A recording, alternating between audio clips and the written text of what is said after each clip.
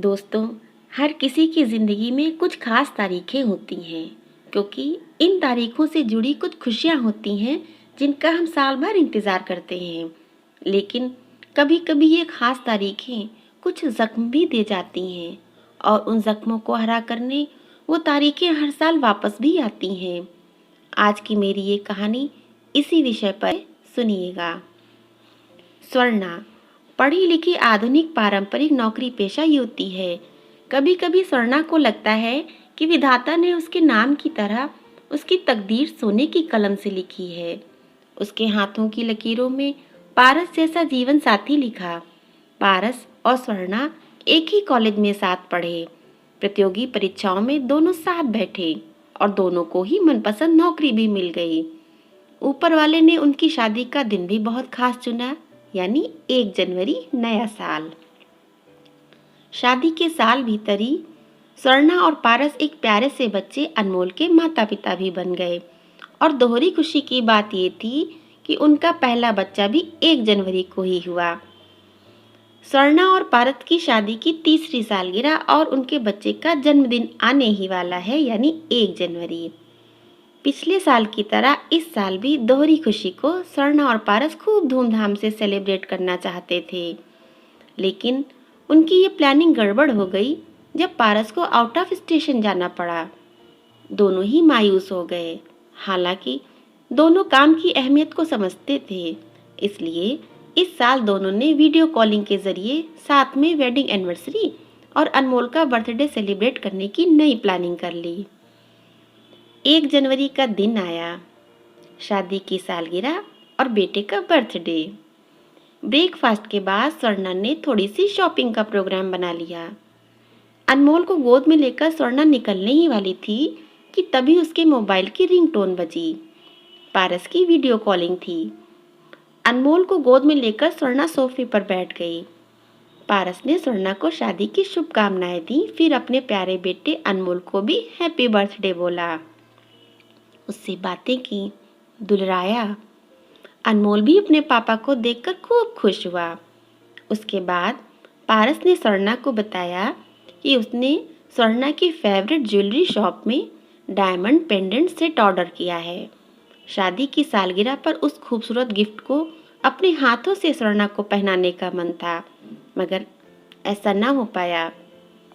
पारस ने स्वर्णा से कहा कि अब तुम ही जाकर वो सेट ले आना।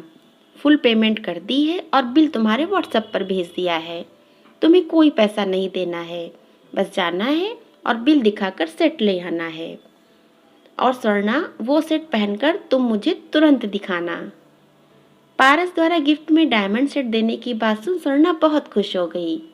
पारस की कॉल कट होने के बाद स्वर्णा ने अनमोल को गोद में उठाया और खुद ही कार ड्राइव कर ज्वेलरी शॉप पर पहुंची। गाड़ी साइड में लगाई। सेट ऑलरेडी पेड था, इसलिए स्वर्णा ने सोचा बस शॉप के अंदर जाना है और सेट लेकर वापस चले आना है। मुश्किल से बस 2 मिनट का काम है। स्वर्णा ने अनमोल को गाड़ी में ही छोड़ा और उसका गाल थपथपाकर बोली, मम्मा बस 2 मिनट में वापस आती है। स्वर्णा शॉप के अंदर चली गई। अंदर जाकर पता चला कि पारस ने जिस सेट का ऑर्डर दिया था वो अभी नहीं आ पाया है। सेल्समैन ने स्वर्णा से कुछ और डिज़ाइन देख लेने का आग्रह किया, तो स्वर्णा कुछ और सेट देखने लगी, मगर उसे कोई पसंद न आया। शॉप में अच्छी खासी भीड़ थी। बहुत से लोग नए साल के पहले दिन ज्वेलरी खरीदने आए थे। स्वर्णा ने पारस की पसंद से मिलता जुलता ही सेट लेने का निर्णय किया। उसने सेल्समैन से कैटलॉग में वो सेट दिखाने को कहा जो पारस ने पसंद किया था। कैटलॉग में वो सेट देखकर स्वर्णा की आंखें मुस्कुरा उठीं। सेट बहुत खूबसूरत था। स्वर्णा ने उसी से मिलता जुलता एक सेट लिया और शॉप के बाहर आ गई। स्वर्णा जल्दी से जल्दी सेट पहनकर पारस को दिखाना चाहती थी। वो अपनी गाड़ी के पास पहुंची।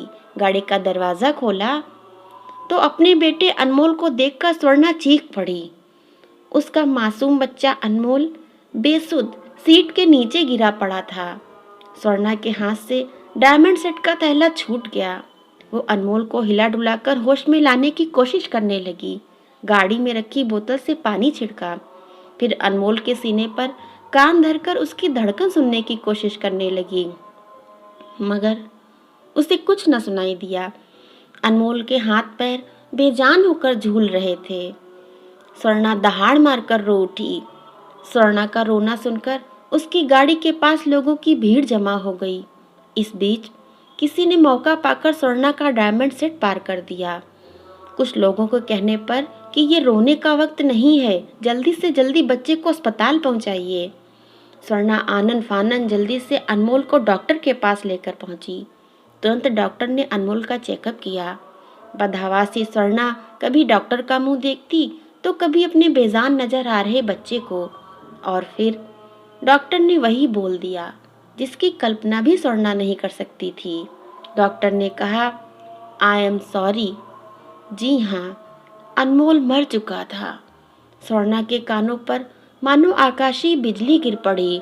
वो चीख पड़ी, कैसे डॉक्टर, ये कैसे हो सकता है? थोड़ी देर पहले तक मेरा बच्चा पूरी तरह ठीक था, हंस खेल रहा था, इतनी जल्दी कैसे? बेचैनी के कारण स्वर्णा छटपटाने लगी। डॉक्टर ने बताया, गाड़ी के अंदर दम घुट जाने के कारण अनमोल की मौत हुई है। अनमोल के मरने की वजह जानकर स्वर्णा स्तब्ध रह गई। उसे अपने कहे वो अंतिम शब्द जहरीले फुफकारते काले नागों की तरह डसने लगे। बस 2 मिनट। वह धम्म से कुर्सी पर गिर पड़ी। इतनी बड़ी लापरवाही मुझसे कैसे हो गई? मैं अपने बच्चे को साथ क्यों नहीं ले गई? उसे गाड़ी में अकेला कैसे छोड़ दिया? अब स्वर्णा की गोद में उसकी औलाद, उसका अनमोल नहीं था।